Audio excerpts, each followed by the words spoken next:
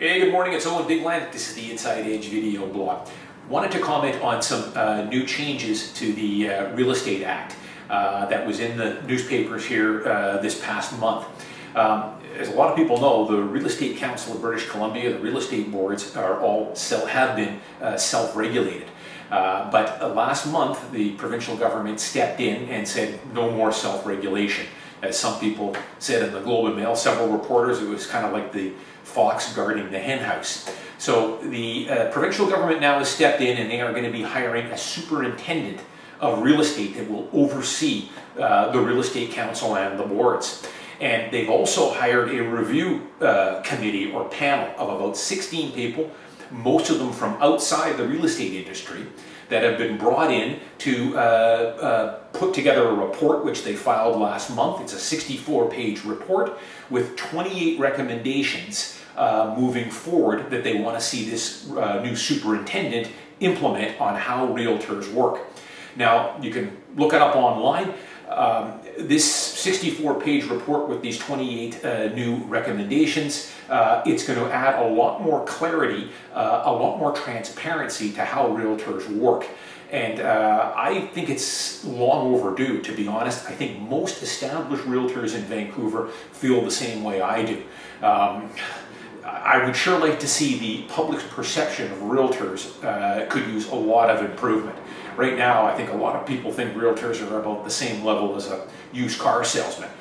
Now, of these 28 recommendations, I think all of them are definitely a good idea. A lot of them are simple things like much more stringent licensing requirements for new realtors, a lot more training, a lot more difficult to get your license. One of them is going to be you actually have to show photo ID when you write the exam, which for the life of me, I don't know why we weren't doing that a long time ago, but hey, it's in there. A lot stiffer penalties for realtors that don't abide by the rules. Up until now, it's just been a slap on the wrist or maybe a couple $1,000 fine.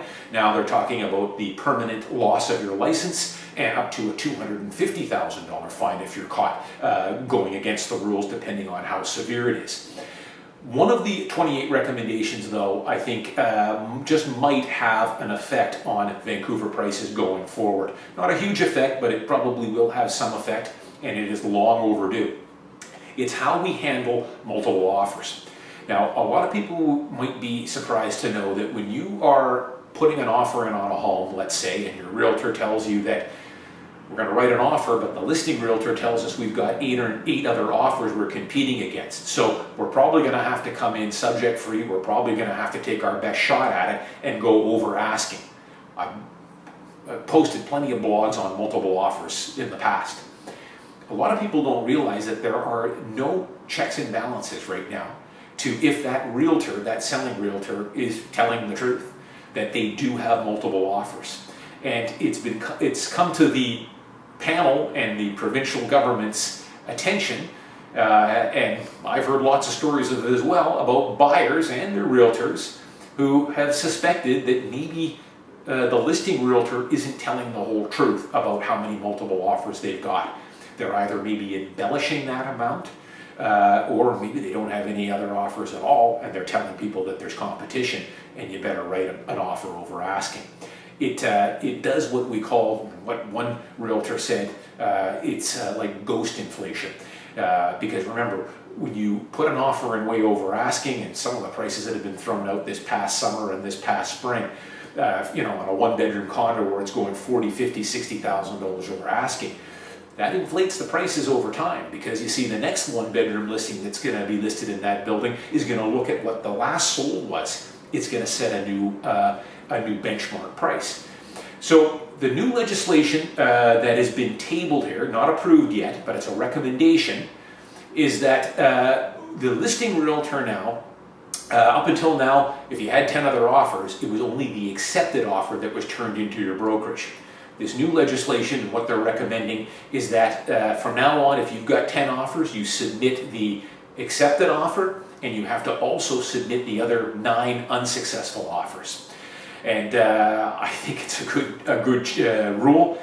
It's something that I've brought to the attention of the real estate board several times in the last couple of years, but it's fallen on deaf ears. Now, I can tell you that maybe this might be a bit heavy-handed. The recommendations that I've made to the board in the past was a little bit simpler. Rather than having to send in all the offers, which the paperwork would be pretty unwieldy, especially if you're getting 10 or 15 offers, and each offer is 12 or 13 pages long.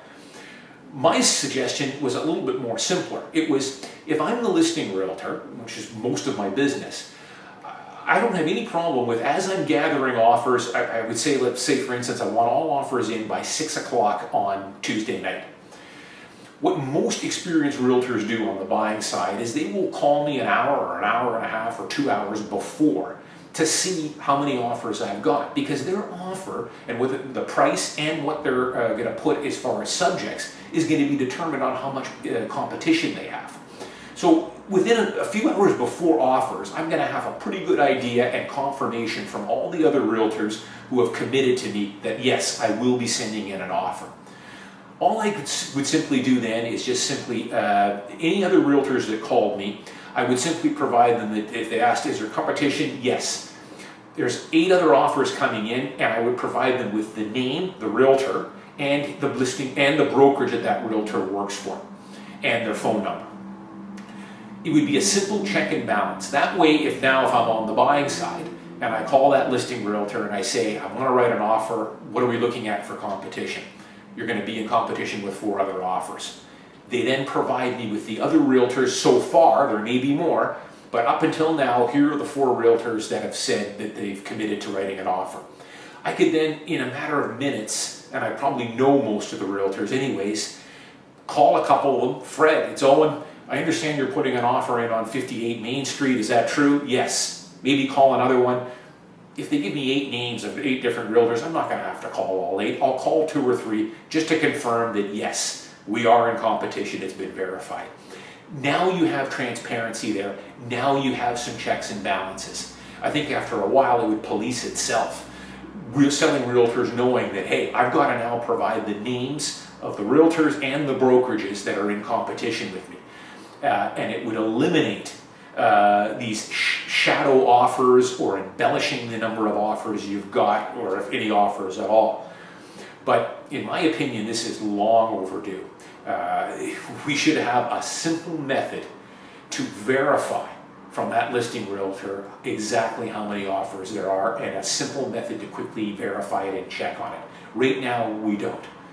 As I say, there's nothing to prevent a realtor right now, and I'm not saying they're doing this, I'm just basing it what the superintendent and what this panel has been hearing from the public. A lot of them are claiming that, hey, they don't think they had 10 offers, it was more like 1 or 2 other offers. There's nothing to prevent any checks or balances now to check in on that. So this is long overdue. Once this is in place, this just might have a bit of a moderating effect on prices and the over asking prices that you're generating right now that I'm seeing on the MLS. A simple method of verifying that yes, they do have that many offers in place. It would give me a lot more clarity when I'm representing my buyers as well. When I'm throwing in a subject-free offer over asking, that we know that we are in competition with 8 other parties. I'm Owen Bigland. As always, thanks for watching. I'll see you next time.